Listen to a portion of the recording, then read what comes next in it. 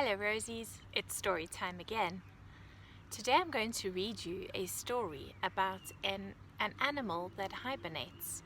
And right now in autumn, this animal is very busy collecting food to store for the winter. So I'm going to read a little poem, and I want you to think about this morning's lesson, about all the animals you learnt about that hibernate or collect food to store up for the winter. And I'm going to read a little poem and see if you can guess which animal I'm talking about. It goes like this. Whisky, frisky, hippity hop. Up he climbs to the tree top. Whirly twirly round and round, down he scampers to the ground. Where's his supper? It's in a shell. Snappy, cracky, out it fell. Have you guessed which animal it is? Oh, I'm going to show you a picture. It's a squirrel. And today's story is called Squirrel's Playhouse. And if you look very carefully at all the pictures that we go through, you're going to recognize that most of these animals hibernate in the winter.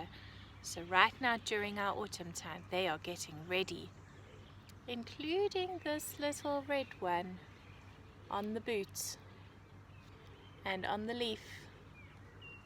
You will find him on each page, the little ladybug. Squirrel's Playhouse is one of my favorite stories. This book actually belongs to my sisters, who are now grown-ups, and now I've got to read it to my children. Squirrel didn't have any brothers or sisters, like the other squirrels, and he didn't like playing on his own. "Please play with me," he said to his parents. His mother and father loved playing with him, but sometimes they had other things to do. It's not fair," moaned Squirrel. "I want you to play all day."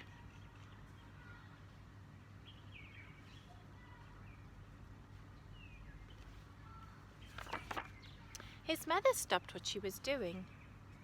"Let's have a game of hide and seek," she said, and she hid an acorn. "Now try to find it," his father said. Squirrel was more interested in jumping on his mother's back or pulling his father's tail. "You've got to play with me," he complained. "I wish I had a brother or sister to play with," he moaned. And you know what his dad did? His dad groaned too. "I wish he had a brother or sister to play with," his father groaned.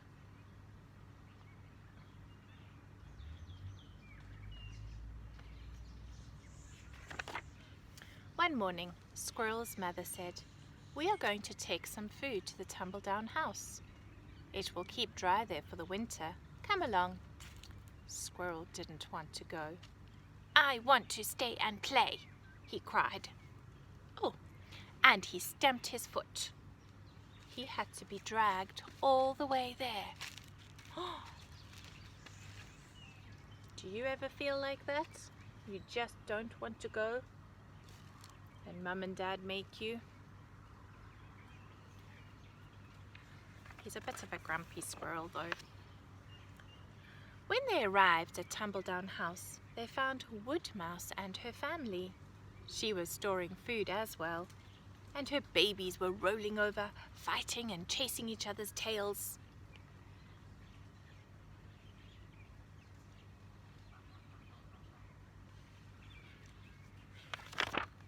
As soon as they saw Squirrel, they stopped. They had never seen such a grumpy baby. "He's not always so cross," said his mother. "Do you want to play with us?" asked the wood mice. Squirrel hid his face behind a dandelion. He was too shy to say anything.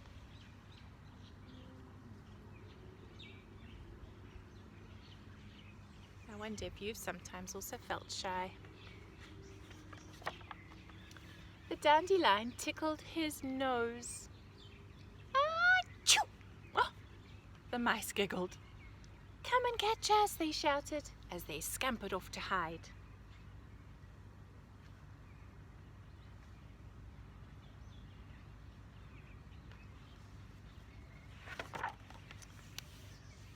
"Where are they?"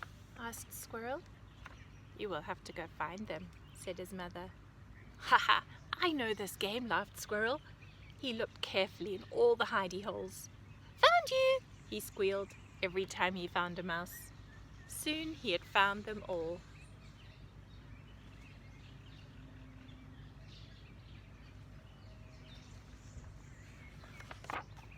They sat happily together and nibbled acorns. Suddenly, a grasshopper went hippity-hop right in front of their noses. The wood mice jumped up and down, pretending to be grasshoppers, hippity-hop around their room.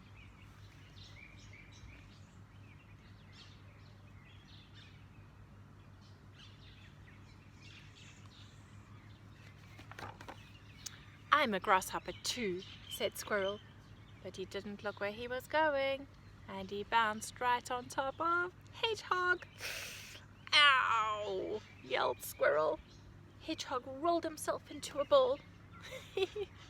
"Squirrel is funny," giggled the wood mice, and they rolled themselves into balls. "We're hedgehogs."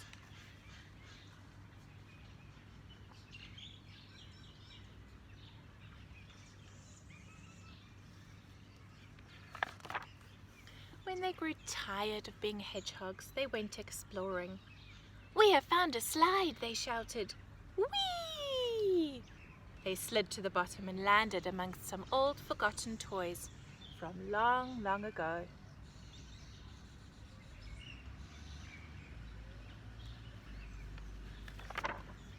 Squirrel slithered down too quickly and landed right on top of a teddy bear. The teddy bear grunted. He spoke," Squirrel said nervously. They all felt a little scared.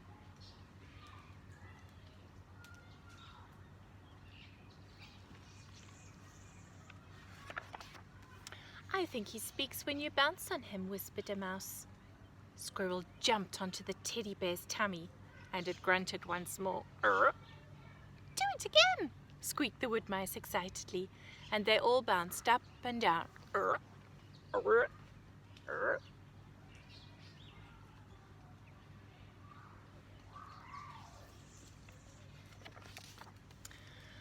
"Oh, I'm puffed out," gasped Squirrel when they were too tired to bounce anymore. So they sat and they played with the doll. They made a nice nest. "This is our secret playhouse," they said. "We can come and hide here anytime."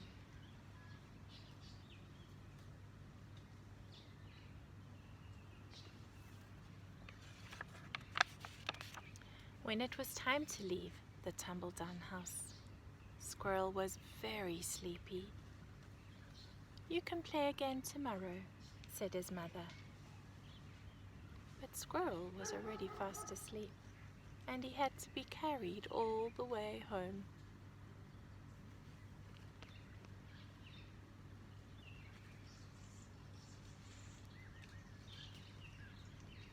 I think Squirrel enjoyed having some friends to play with. What do you think? If you think back to the story, think about which was the first animal that Squirrel got to meet. You're right, it was the mice. Which one was next? The mice, and then the... Do you remember? A hedgehog. He landed on a prickly little hedgehog. You're very right. We had some other creatures in the story too. A grasshopper. Yep, you're very right. And then we had some toys. They had lots of fun, didn't they? Now on Monday we played a little rhyming game, and I'm sure you remember it. We had some words that rhyme, and we had my little red wagon, which you can see I've got here again today.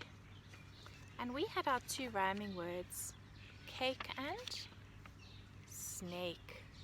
Very good. Now today we're going to put Cake and Snake down. I have got bee, I have got tree, I've got mouse, and I've got house. I'm going to put 3 of them into the wagon today, and I want you to think carefully and say the words to see which one does not belong. Remember, the one that doesn't rhyme. So we've got house, we've got, oh sorry, my papers are getting stuck together. We've got tree, and we have got mouse. So let's first say them together. I'm going to bring it a little bit closer to the camera so you can see better.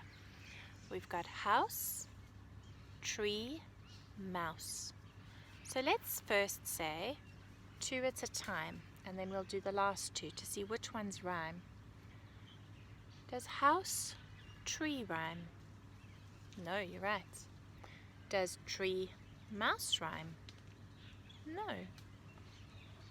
Which 2 pictures rhyme? You're right. House and mouse rhyme. So which picture must I take off the wagon? You're right. I need to take the tree away. Now I wonder if you can think of any other words that rhyme with house and mouse. Maybe you can talk to mum or dad or another adult that's with you, auntie, uncle, helper, who knows. Okay, so chat to them and see if you can think of more words that rhyme with house and mouse. Very good, girls. Bye, my sweethearts.